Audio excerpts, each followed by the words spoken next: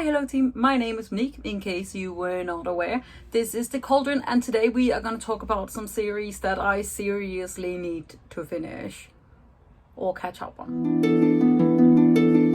In case you were not aware, this is BookWitch Reviews. I have been a bit slack in my video uploading this week because I have been gone, but it is going to be changed today. So let's talk about some series that I either have one book left of or which I have started and then not finished. And I am actually quite a good series finisher. I'm very serious about my series. I love binging them. In case you've watched any of my recent reading vlogs, I'm very good at it. I do it very fast. And then I'm like, okay, then it's great and I love it. And then I reread it forever, or I'm like, okay, that was fine, and then I never read it again. But I thought today would be a funny little day to sort of make a video that would make me hopefully finish my series. Some of these are duologies, some of these are just the books that are currently out. There might be more out, and then some of them I have literal almost entire series where I've just read the first book and I'm like, okay, Monique, we need to pull ourselves together and do better than this.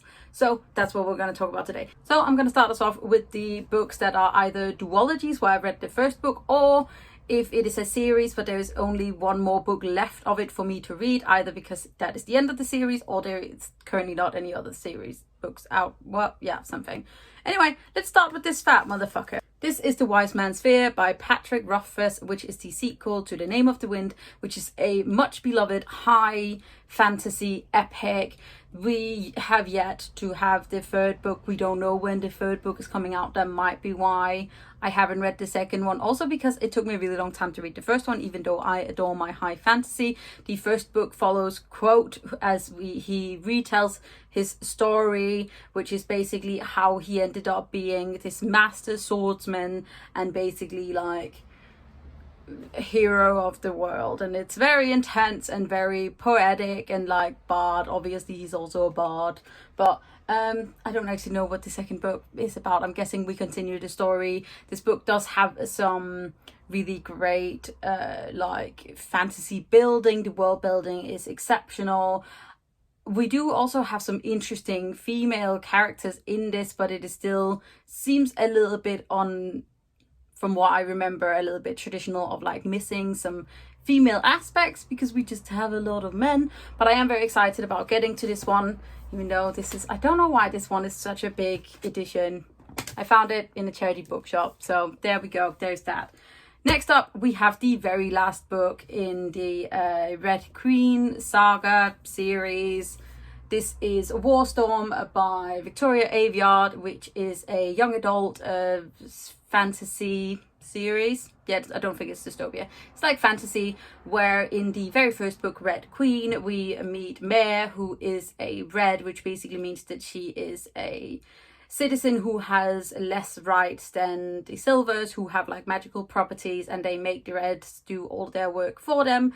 And basically one day Mare finds out that she can do some sort of snazzy things, and then she gets drawn into this subplot rebellion and gets to go to like the palace and stuff. And there's an not odd love triangle in here. I always really enjoyed these books. I wouldn't say that it's the most interesting new like take on YA fantasy, but it is like entertaining. And this is the very last book, and I did enjoy where the last couple of books were taking me, especially some of the characters that were like new to the series. So I am hoping to read this very soon. Possible real reread, you know, because I can't remember when I last read this. But yay, was done. I don't know if there is a fifth or this is just the end. I think it's just a quartet. Yeah, it literally says read the complete Red Queen series and then all of them. Lovely. That I could have figured that out by myself, but you know, stupid. Okay, next up is the end of a duology that I adored last year, and I somehow have not made myself pick up the second book, which is The Rose and the Dagger by Renee, Adhieh, which is the sequel to The Wrath and the Dawn, which was a favorite of mine last year. It is absolutely beautifully written. It is a almost retelling of 1001 Arabian Nights. We follow a young girl who offers herself up as the wife to like the caliph of this land, who every morning or every week, I can't remember, kills his wife. And we obviously don't know why he's doing that, but she offers herself up because in her mind, she is going to kill the king to take revenge on one of her friends who died. And it is just a absolutely stunning book, and I am really hoping that this book has the same sort of like setting and feeling to it, and it's such a beautiful book. I haven't been crazy about any of the other Renee Adhieh books that I have read, so I'm really hoping that this will live up to my expectations, because I'm just, the first book, such goodness. Okay, and then lastly, in smaller series that we currently got going on, is Girls of Storm and Shadow by Natasha Ngan, which is a young adult, new adult fantasy, Chinese inspired duology. No, wait, there's a third book. Is there a third book? There's a third book coming, which is not yet out. First book is hiding right up there. It's called Girls of Paper and Fire, and it is a story about a young girl who gets brought in as a concubine almost in this fantasy world where you have three castes. You have Paper, Something, and Moon, and it's basically like humans, like part humans, part monsters, and like fully monster-esque characters. And basically this concubine, and there's a rebellion brewing, and our young girl seems, there's something more to her than meets the eye, and it is very interesting. It does, however, have mentions of sexual assault and abuse, so I would recommend looking up the trigger warnings before you read it. But other than that, it is also a very beautiful female romance and friendships, and the writing is just stunning. And I don't know why it's taken me so long to read this book, but by now I'm gonna have to reread the first book again, because, you know, just the good life. Why are my glasses so reflective? You're gonna have to live, because I can't see anything without them. But yes, very, very, very pumped to read this one. Also, this is the Fairy Loot edition, and it's just so stunning. Okay, in this next small segment, we are going to be talking about some series that are all out, which I either very late in life have found that I want to read, and I so far have only read the first book, or, you know, I'm just a silly person who's just want to read series. I love me some good series. Okay, so the first one is The Bone Season by Samantha Shannon. There are currently 2 other books out, the third book coming out sometime this year. This is a almost magical realism or different kind of universe to our own urban fantasy book that deals with clairvoyance, and we are follow Paige Mahoney as she sort of navigates this like alternative London where clairvoyancy is illegal, and her as a clairvoyant means that she is part of a like crime syndicate basically, which protects and supports her. But she ends up being captured and gets taken out of like her regular life and put into this completely different setting, which I was very much not prepared for. I really enjoyed it, but I was like, what happened? And I've only read the first book, so I adore Samantha Shannon immensely. Priory of the Orange Tree is one of my favorite books of all time, but however, I had never read anything of hers before I heard about Priory, and then I obviously heard about The Bone Season, which is her debut series. I believe it's a 7-book series, so we have, yeah, the 4th one coming out this year, plus some novellas and stuff. But I'm very excited to read more in this series, because I really enjoy the way that Samantha Shannon writes, and also the way that she has like evolved. So that's one. So that's 2 books I need to get through before the 4th books come out.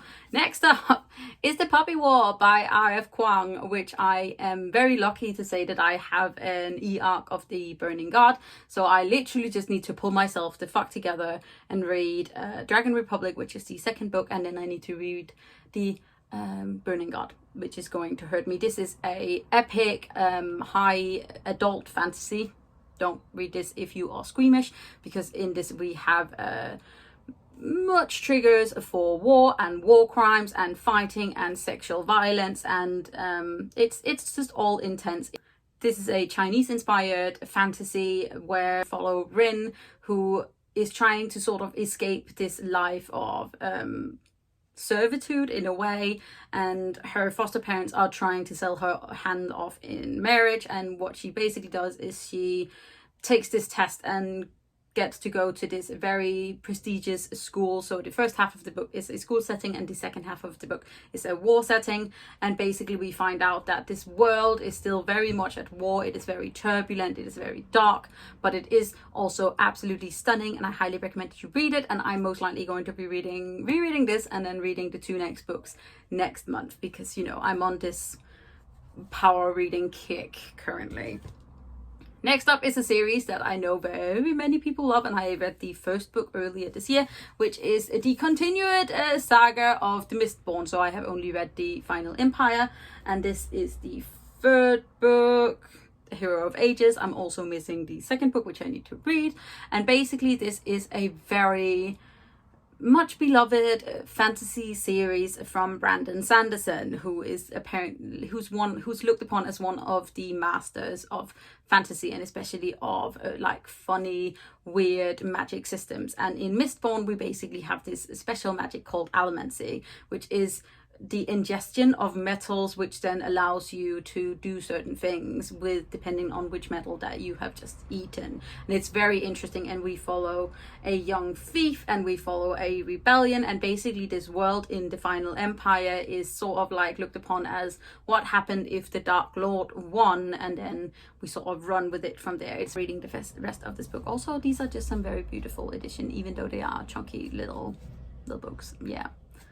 Next up is the 2 next books in the Wayfarer series by Becky Chambers. A Long Way to a Small Angry Planet is one of my favorite sci-fi books of all time, and I cannot explain to you why I have not yet read these 2 books, but I am very pumped for them. The second one is called A Record of a Spaceborne Few, and the second is called A Closed and Common Orbit.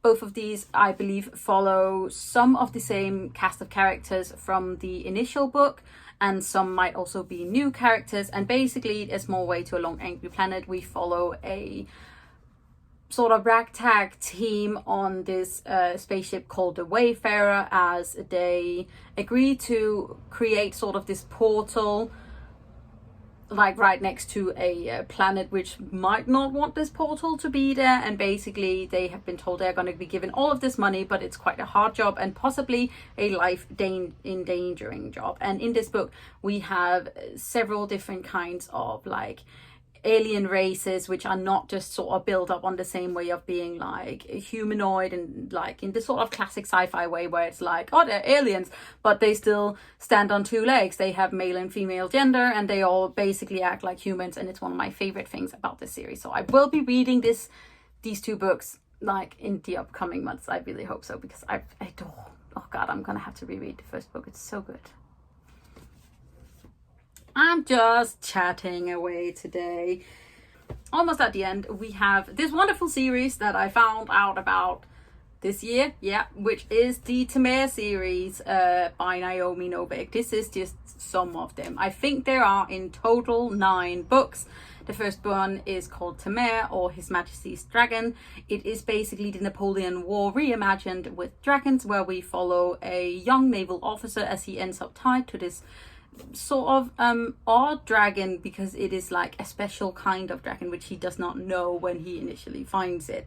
And basically it's just a wonderful like historic fantasy, and it's just the way that Naomi Novik writes is very special, and I am very excited to see what more she comes up with in the rest of the series, because I read the first book and wasn't sure I was gonna like it, and then I ended up coming out loving it, and I know that I am just going to be very, very, very attached to these characters before the end of the series. So yeah, so these are just 3 of them.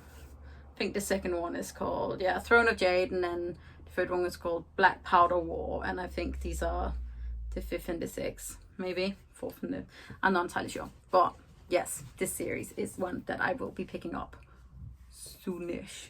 And then we have a series which I am both dreading and so incredibly excited about reading again, which is the Red Rising series by Pierce Brown.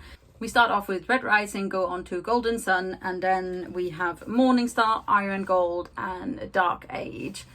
And I am in love with this series. This is a adult sci-fi series with dystopian sort of aspects. We are following a young Red whose name is Darrow, as he sort of finds out that the world that he has grown up in is not really the actual world, and he ends up going to become a part of a rebellion. It's very war heavy, it's very gore heavy, but it is also beautiful and amazing, and the characters are just flawed, and just I want to hug them and hope they don't kill me for it.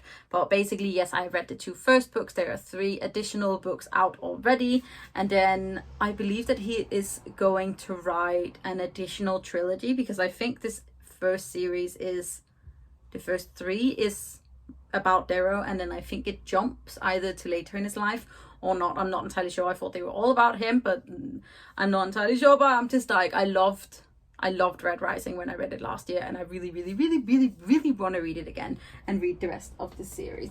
That was it. That was literally just me powering on about a series and showing you half things. But I hope you enjoyed it. I hope you took some recommendations for some nice stuff. I don't really know what I'm doing today. Why am I being such a weirdo? But anyways, I hope you enjoyed this. These are just some of the series that I obviously need to have read. I also have quite a few series which I really want to read, or which I haven't started yet, which is good of me, because I shouldn't start something until I've finished some other things. But overall, I actually think I am quite good about finishing series, or at least catching up with them. So I do enjoy them immensely. I love me a good series. I especially love me a good long series. I also have a couple of really long series that I'm like, I want to read you, but I'm gonna need to reread. Like The Wheel of Time is a really long fantasy series that I would like to read, but it is also just so long. But hope you enjoyed this. If you did, please think about hitting that thumbs up button, hit the subscribe button at the same time if you haven't already, because you know I'm delightful. You can also click the little bell. It'll give you a notification when I bring up a new video, which is regular, I promise. And then I will see you guys really soon. Thank you so much for watching. All the rest of the information to these series are down below, and then you can also click any of my other social media if you would like to. So take care of yourself. I am proud of you, and you are doing great, and I will see you next time with another video. Bye team.